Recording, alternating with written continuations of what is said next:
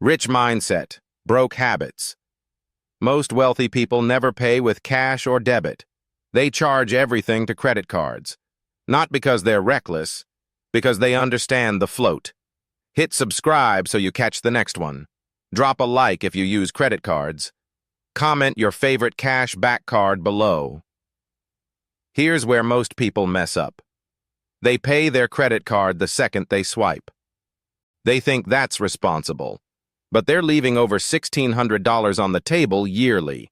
Tactic 1 is called riding the 30-day float.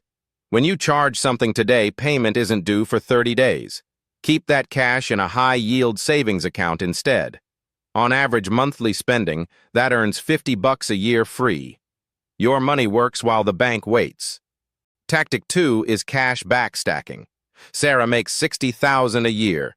She puts all bills and groceries on a 2% card. That's over $1,200 back annually. She treats it like a discount on everything she buys.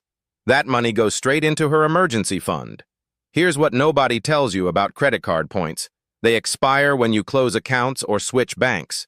Marcus had 40,000 points worth $400. He canceled his card and lost them overnight. Redeem points monthly, not yearly. Set a calendar reminder every 30 days to cash out.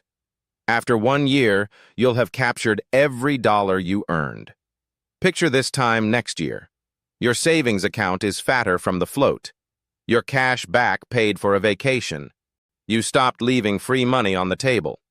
Life Admin Finance Tracker shows all your cards in one place free. Subscribe if you want more tactics like these. Hit like so this reaches someone who needs it. Comment which strategy you're starting with today. To do it,